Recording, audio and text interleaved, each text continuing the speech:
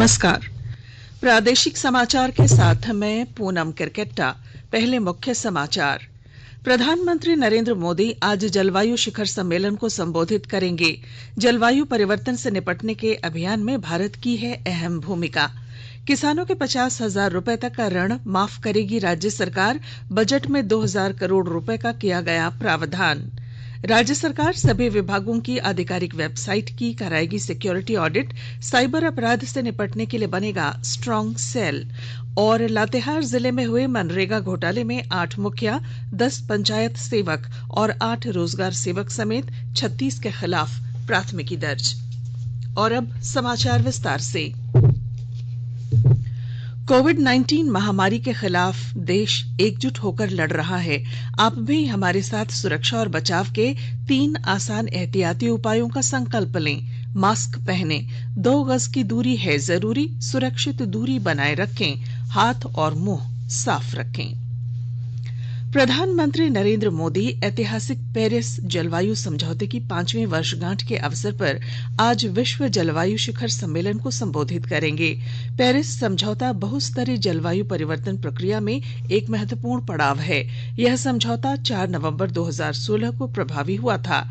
इस सिलसिले में पर्यावरण, वन और जलवायु परिवर्तन मंत्री प्रकाश जावड़ेकर ने बताया कि जलवायु परिवर्तन पिछले 100 वर्ष से पर्यावरण पर पड़ रहे दुष्प्रभावों का नतीजा है। उन्होंने कहा कि ग्रीन हाउस गैसों के कुल उत्सर्जन में भारत का हिस्सा सिर्फ 3% है। पर्यावरण मंत्री ने कहा कि भारत ने जलवायु परिवर्तन से निपटने के अभियान में हिस्सेदारी निभाई है। उन्होंने कहा कि भारत ने जलवायु परिवर्तन को रोकने के लिए जो लक्ष्य निर्धारित किए हैं, उनसे धरती के तापमान में बढ़ोतरी 2 डिग्री सेल्सियस से कम स्तर पर रखने में मदद मिलेगी। राज्य के कृषि मंत्री बादल ने कहा है कि किसानों के 50,000 रुपए तक की ऋण माफी की योजना तैयार कर ली गई है। इस सिलसिले में कल उन्होंने विकास आयुक्त, वित्त और कृषि विभाग के सचिव समेत अन्य वरीय पदाधिकारियों के साथ समीक्षा बैठक की। उन्होंने कहा कि राज्य सरकार ने किसानों की ऋण माफी को लेकर बजट में 2,000 करोड़ रुपए का प्रावधान किया है। श्री बादल ने यह भी कहा कि कृषि कानूनों में संशोधन के लिए उच्च स्तरीय समिति बनाई है। ये समिति संवैधानिक दायरे में केंद्र और राज्य सरकार के कृषि कानूनों का अध्ययन कर अपनी रिपोर्ट सौंपेगी, जिसके आधार पर सरकार आगे की कार्रवाई करेगी। राज्य में कोविड-19 के कुल 1,11,177 मामले सामने आ चुके हैं। इनमें 1,08,488 लोग कोरोना को मात दे चुके हैं। वहीं 995 लोगों की मौत भी हो चुकी है। फिलहाल 1,694 संक्रमितों का इलाज चल रहा है। इस तरह कोरोना से स्वस्थ होने की दर बढ़कर 97.58% पहुंच चुकी है। इधर पिछले 24 घंटों के दौरान 174 नए संक्रमित मिले हैं, जबकि 168 लोग कोविड से स्वस्थ हुए हैं। 2 लोगों की मौत की भी इस दौरान पुष्टि हुई है। नए संक्रमितों में सबसे ज्यादा 93 मामले रांची से हैं। वहीं इसी जिले से सर्वाधिक 75 लोग स्वस्थ भी हुए हैं। आज यूनिवर्सल हेल्थ कवरेज डे के मौके पर उत्कृष्ट सेवा करने वाले स्वास्थ्य विभाग के 57 कर्मियों को सम्मानित किया जाएगा। केंद्र सरकार द्वारा चयनित स्वास्थ्य कर्मियों को वीडियो कॉन्फ्रेंसिंग के माध्यम से पुरस्कृत किया जाएगा। सम्मानित होने वाले लोगों में हेल्थ सब सेंटर, प्राथमिक स्वास्थ्य केंद्र, चिकित्सक, एएनएम और सहिया शामिल हैं। इस वर्ष health for all, protection for everyone theme पर यह दिवस मनाया जा रहा है। मुख्यमंत्री हेमंत सोरेन ने परिवहन विभाग को राजस्व में बढ़ोतरी और संग्रहण के लिए विशेष योजना बनाने को कहा है। उन्होंने परिवहन विभाग की समीक्षा करते हुए कहा कि लक्ष्य के अनुरूप राजस्व प्राप्ति के लिए सभी समुचित कदम उठाए जाएं। उन्होंने चेक पोस्ट पर राजस्व वसूली में हो रही गड़बड़ियों को रोकने का भी निर्देश दिया। मुख्यमंत्री ने कहा कि एमवीआई के खाली पदों पर नियुक्ति प्रक्रिया जल्द शुरू की जाए। उन्होंने 660 करोड़ के टैक्स डिफॉल्टरों से बकाया वसूलने का निर्देश अधिकारियों को दिया है। इस मौके पर विभागीय अधिकारियों ने बताया कि कोरोना की वजह से चालू वित्त वर्ष में लक्ष्य का मात्र 55% ही राजस्व संग्रह किया जा सका है। उन्होंने बताया कि राजस्व संग्रह बढ़ाने की दिशा में विभाग ने प्रयास शुरू कर दिए हैं। रांची से बोकारो के लिए पैसेंजर ट्रेन का परिचालन 14 दिसंबर से शुरू होगा। यह ट्रेन प्रतिदिन चलेगी। बोकारो स्टेशन से सुबह 9 बजे और रांची स्टेशन से दोपहर 3:55 पर यह रवाना होगी। स्टेशन स्थित काउंटर से इसके लिए टिकट मिलेंगे। इधर रांची टोरी सेक्शन लोहरदगा ट्रैक्शन पर सब स्टेशन के कल से चालू हो जाने के बाद इस सेक्शन में इलेक्ट्रिक ट्रेनों का परिचालन शुरू हो जाएगा। आकाशवाणी के ताजा तरीन समाचारों के लिए आप हमारी वेबसाइट newsonair.com पर लॉग ऑन कर सकते हैं। ताजा समाचार Twitter handle @AIR News Alerts और Facebook page all India radio news पर भी उपलब्ध है। आप प्रादेशिक समाचार एकांश के ट्विटर हैंडल @AIR News_Ranchi और Facebook page AIR News Ranchi के अलावा YouTube channel regional news unit Ranchi पर भी हमारे बुलेटिन सुन सकते हैं। प्रादेशिक समाचार आप आकाशवाणी रांची से सुन रहे हैं और अब पेश हैं कोरोना से बचाव के कुछ संदेश।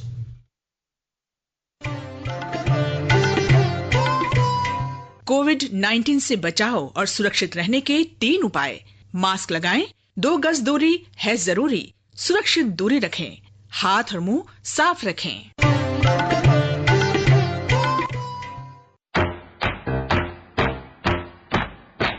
चलो मिलकर एक शुरुआत करें, चलो एक फैसला आज करें, मास्क नहीं तो टोकेंगे, कोरोना को रोकेंगे, चलो एक इरादा करते हैं, चलो कुछ वादा करते हैं, मास्क नहीं तो टोकेंगे, कोरोना को रोकेंगे। भारत सरकार द्वारा जनहित में जारी। प्रादेशिक समाचार में आपका फिर स्वागत है। राज्य सरकार के सभी विभागों के आधिकारिक वेबसाइट को हैकिंग से बचाने के लिए सिक्योरिटी ऑडिट कराई जाएगी। वहीं साइबर अपराध को नियंत्रित करने के लिए स्ट्रांग सेल का गठन होगा, जिसमें साइबर एक्सपर्ट्स की टीम होगी। मुख्यमंत्री हेमंत सोरेन ने सूचना प्रौद्योगिकी और ई गवर्नेंस विभाग की समीक्षा करते हुए कहा कि सरकारी सेवाओं में आईटी सेवाओं का ज्यादा से ज्यादा इस्तेमाल किया जाए। उन्होंने कहा कि राज्य की आवश्यकता और आम लोगों की सहूलियत के लिए सूचना प्रौद्योगिकी आधारित सेवाओं के विकास, विस्तार और उपयोग पर सरकार का विशेष जोर है। उन्होंने अधिकारियों से कहा कि सरकारी विभागों के लिए सूचना प्रौद्योगिकी सेवाओं का समग्र डेटा तैयार करें। मुख्यमंत्री ने लोगों की शिकायतों के लिए टोल फ्री नंबर जारी करने के निर्देश अधिकारियों को दिए। इस दौरान उन्होंने सूचना प्रौद्योगिकी विभाग के परियोजनाओं की जानकारी ली। सिमडेगा जिले के बानो थाना क्षेत्र स्थित कनरवा जंगल से प्रतिबंधित उग्रवादी संगठन PLFI के 3 उग्रवादियों को पुलिस ने गिरफ्तार किया है। जिले के पुलिस अधीक्षक शम्स तबरेज ने बताया कि पुलिस द्वारा चलाए जा रहे विशेष छापेमारी अभियान के दौरान इन तीनों को हथियार के साथ गिरफ्तार किया गया। उन्होंने बताया कि इस अभियान में शामिल जवानों को सम्मानित किया जाएगा। इधर रांची जिले के पिठौरिया थाना क्षेत्र से वाहन चेकिंग अभियान के दौरान PLFI के एक जोनल कमांडर को गिरफ्तार करने में पुलिस को सफलता मिली है।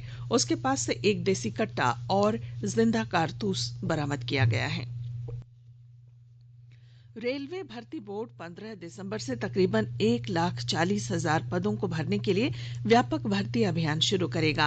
रेल मंत्रालय ने एक बयान में कहा है कि इस भर्ती अभियान में देश भर के 2,44,00,000 से अधिक अभ्यर्थी शामिल होंगे। पहला अभियान 15 दिसंबर से 18 दिसंबर तक चलेगा। इसके बाद NTPC श्रेणियों की भर्ती का काम 28 दिसंबर से मार्च 2021 तक चलेगा। तीसरे चरण में प्रथम स्तर की भर्ती अप्रैल 2021 से लेकर जून 2021 तक होगी।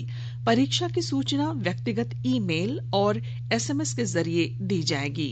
विभिन्न रेलवे भर्ती बोर्डों ने कोविड-19 महामारी के मद्देनजर परीक्षा आयोजित करने के लिए व्यापक तैयारियां की हैं। गिरिडीह जिले में कल कारखानों से हो रहे प्रदूषण को नियंत्रित करने के लिए जिला प्रशासन कड़े कदम उठा रहा है। इसके तहत टास्क फोर्स का गठन किया गया है। विस्तृत ब्यौरा दे रहे हैं हमारे संवाददाता। गिरिडीह की फैक्ट्रियों से हो रहे प्रदूषण को प्रशासन ने गंभीरता से लिया है। डीसी राहुल कुमार सिन्हा ने स्पंज फैक्ट्रियों से हो रहे प्रदूषण को देखते हुए टास्क फोर्स का गठन किया है। इस टास्क फोर्स का काम नियमित रूप से फैक्ट्रियों का निरीक्षण करना और प्रदूषण रोकने के लिए जरूरी मशीनों को चलवाना है। फैक्ट्री एरिया में प्रदूषण के कारण भूमि बंजर हो रही है और बच्चे विकलांग पैदा हो रहे हैं। स्थानीय झामुमो विधायक सुदीव्य कुमार सोनू ने कहा है कि अगर प्रदूषण बंद नहीं हुआ तो जनवरी में फैक्ट्रियों को बंद करा दिया जाएगा। रमेश प्रभाकर, आकाशवाणी समाचार, गिरिडीह। लातेहार जिले के गारू प्रखंड में हुए मनरेगा घोटाले में शामिल 36 आरोपियों के खिलाफ प्राथमिकी दर्ज की गई है। इनमें 8 मुखिया, 10 पंचायत सेवक, 8 रोजगार सेवक, 2 कंप्यूटर ऑपरेटर और 8 अन्य लोग शामिल हैं। इन सभी के खिलाफ मनरेगा योजनाओं में काम कर रहे राजमिस्त्री और मजदूरों को भुगतान की जाने वाली राशि वेंडर के खाते में डालकर गबन करने का आरोप है। मनरेगा में राशि गबन किए जाने की शिकायत मिलने के बाद उपायुक्त ने एक टीम का गठन कर इसकी जांच कराई थी। जांच रिपोर्ट में घोटाले की बात सामने आने के बाद इनके खिलाफ ये कार्रवाई की गई है। रांची जिले के उपायुक्त ने सेवा गारंटी कानून का उल्लंघन करने के आरोप में कई अंचल अधिकारियों के खिलाफ लगभग 11,50,000 रुपए का जुर्माना लगाया है। इन अंचल अधिकारियों पर जमीन की दाखिल खारिज, बेवजह लंबित रखने के आरोप में ये कार्रवाई की गई है। इन सभी को 24 घंटे के अंदर जवाब देने को कहा गया है। इनका जवाब संतोषजनक नहीं पाए जाने पर उनके वेतन से जुर्माने की राशि काटी जाएगी। बीआईटी मेसरा का दीक्षांत समारोह आज आयोजित होगा। वर्चुअल प्लेटफॉर्म पर होने वाले इस दीक्षांत समारोह में 17 टॉपरों को गोल्ड मेडल समेत 2,897 विद्यार्थियों को डिग्री दी जाएगी। इस मौके पर मुख्य अतिथि के रूप में राज्यपाल द्रौपदी मुर्मू मौजूद रहेंगी।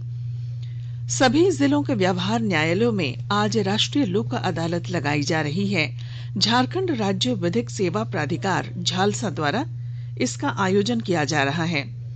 रांची जिले में 46 बेंचों में मामलों का निपटारा किया जाएगा। प्रोफेसर प्रदीप कुमार मिश्रा झारखंड तकनीकी विश्वविद्यालय के नए कुलपति बनाए गए हैं। राज्यपाल सचिवालय ने उनकी नियुक्ति को लेकर अधिसूचना जारी कर दी है। खूंटी जिला प्रशासन ने हुटार डुगडुगिया के निकट एक क्रशर खदान को सील कर दिया है। लिखित दस्तावेज में अंकित जमीन से ज्यादा पर खनन किए जाने के मामले में ये कार्रवाई की गई। और अब अखबारों की सुर्खियां। आइए सुनते हैं राज्य से प्रकाशित प्रमुख अखबारों ने आज किन किन खबरों को प्रमुखता दी है। लगभग सभी अखबारों ने पश्चिम बंगाल में भाजपा के राष्ट्रीय अध्यक्ष जेपी नड्डा के काफिले पर हुए पथराव पर केंद्र सरकार के कड़े रुख की खबर को पहले पन्ने पर प्रमुखता से छापा है। रिम्स समेत राज्य में डॉक्टरों की हड़ताल से मरीजों पर आफत, दैनिक हिंदुस्तान ने इस शीर्षक को पहली सुर्खी बनाई है।